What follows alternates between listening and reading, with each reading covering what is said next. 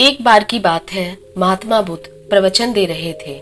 प्रवचन में आसपास के बहुत से लोग शामिल थे। सभी लोग ध्यान से बुद्ध को सुन रहे थे।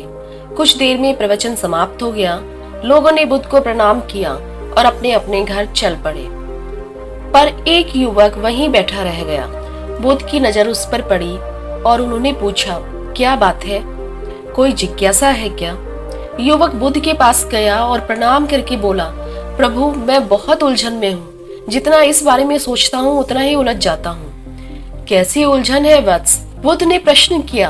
युवक हाथ जोड़कर बोला, प्रभु, यह संसार इतना विशाल है। संसार में लाखों करोड़ों लोग निवास करते हैं। उनमें भी एक से बढ़कर एक विद्वान, कलाकार और योद्धा। ऐसे में उन सब के बीच मुझ जैसे सामान्य प्राणी का क्या मूल्य है? युवक की बात सुनकर बुद्ध मुस्कुरा दिए।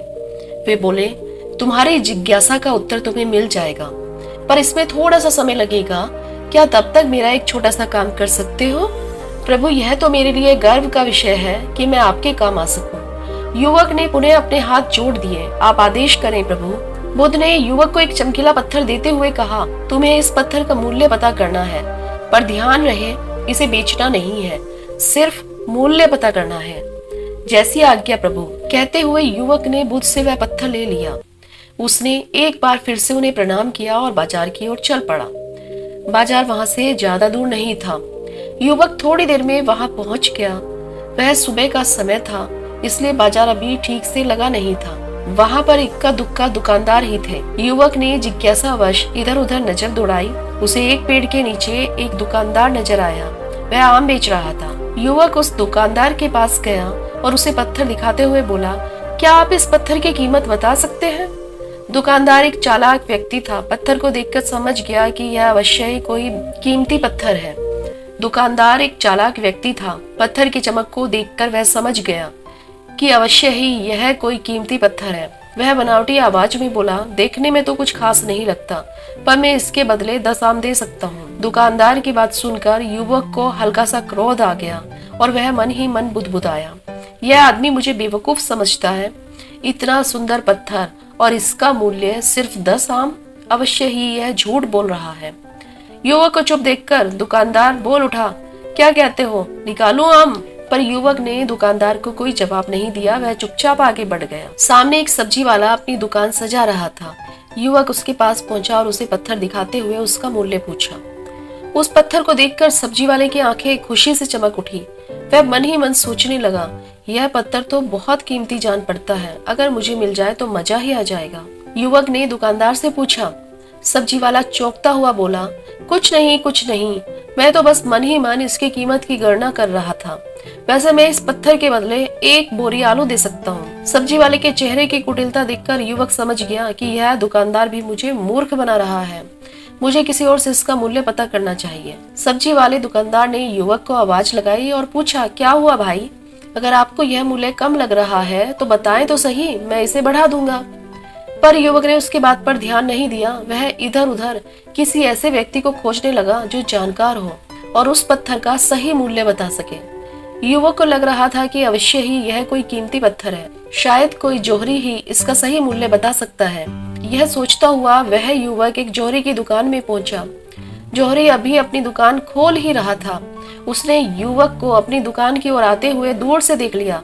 साथ ही उसने युवक का हुलिया देखकर यह भी भाप लिया कि वह कोई गरीब व्यक्ति है जो संभवतः कोई गहना बेचने आया होगा। जोहरी ने हाथ जोड़कर युवक को नमस्कार किया और मुस्कुराकर पूछा, बताएं महोदय, मैं आपकी क्या सेवा कर सकता हूँ? युवक ने बुद्ध का दिया हुआ पत्थर अपनी हथेली पर रख दिया और पूछा, मुझे इसका मूल्य पता करना है।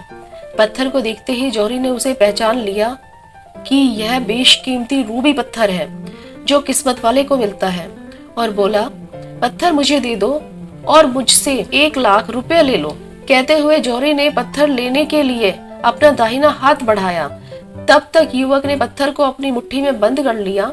उसे पत्थर के मूल्य का अंदाजा हो गया था, इसलिए वह बुद्ध के पास वापस जाने के लिए मुड़ गया। जोहरी ने उसे पीछे से आवाज लगाई, अरे रुको तो भाई, मैं इसके 50 लाख दे सकता हूँ। युवक को वह पत्थर बेचना तो था नहीं, इसलिए वह रुका नहीं और दुकान के बाहर आ गया। पर जोहरी भी कम चालाक नहीं था। वह उस अनमोल पत्थर को किसी भी कीमत पर अपने हाथ से नहीं जाने देना चाहता था।